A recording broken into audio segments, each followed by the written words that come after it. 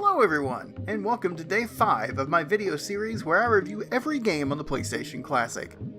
If you've missed any of the previous day's videos, make sure you check those out as well, and go ahead and click that subscribe button to make sure you don't miss any future videos either.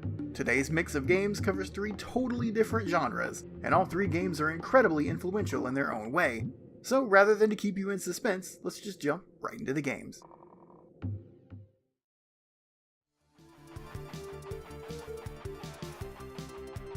The first game we've got lined up for today is Battle Arena Toshinden, a 3D fighting game by the Japanese developer Tamsoft, a studio that you might know by their more famous 3D fighting game Senran Kagura.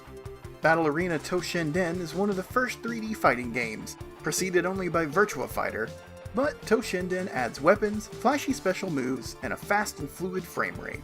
Toshinden also boasts a button that lets you step back and forth into 3D space, making the game take place in true 3 dimensions, where a Virtua Fighter constrained the fight to a 2D plane despite the full 3D graphics. While the graphics might not seem like much nowadays, Battle Arena Toshinden was incredibly impressive upon release, going from the static 2D backgrounds of Street Fighter and Mortal Kombat to a fully 3D arena where you could dodge around special moves and flank your opponents from the side was just one of the coolest things, and it completely blew my little kid mind. When I played this game to review it, I went into it thinking that it would be slow and terrible and age poorly, but honestly the game does hold up. It definitely plays better than the first Virtua Fighter, but if you're expecting a 3D fighting experience like Soul Edge or Tekken, you're going to be let down. But if you play the game expecting nothing of the sort, you'll be pleasantly surprised. I give this game a 6 out of 10.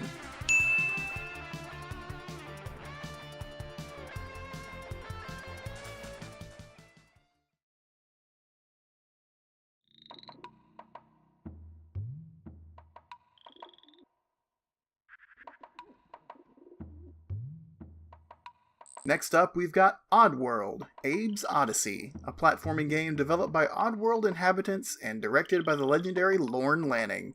Abe, the lead character, is working as a janitor/slave at the food company Rupture Farms when he finds out that his race of people is the next big food item, and thus begins his quest to escape from Rupture Farms and rescue his people along the way. Abe's Odyssey is a tough but fair puzzle platformer, sort of an evolution of the original Prince of Persia. The pre-rendered visuals are incredible and hold up extremely well, and Oddworld just screams PlayStation. This is one of the many amazing games that came out in 1997 on the PlayStation 1, right around the time that developers really started to figure out the PlayStation's hardware and push it to its limit. Abe's Odyssey is a fantastic game, definitely worth your time, and one of the best games to show off the power of the PlayStation. I give it a 9 out of 10.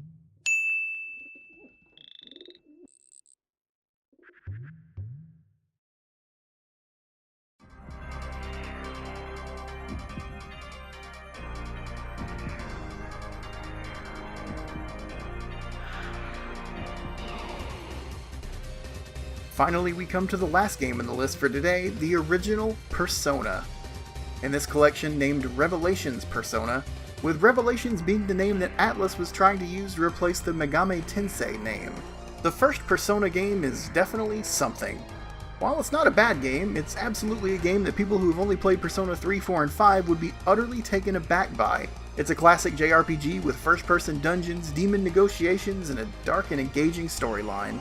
While the game is definitely a lot different, there's also quite a few similarities as well, and some of them are immediately noticeable just by playing the game for a few hours. This is one of the deepest and most engaging RPG experiences on the entire PlayStation Classic, and definitely worth the 40 to 50 hours it would take for you to finish this game. While the PSP port of this game made it both more modern and more faithful to the original translation, the original PlayStation 1 version of this game is also fantastic. This is one of my favorite RPGs, and also one of the best games on the entire PlayStation Classic console, and one of the most replayable. Persona easily gets a 10 out of 10 from me.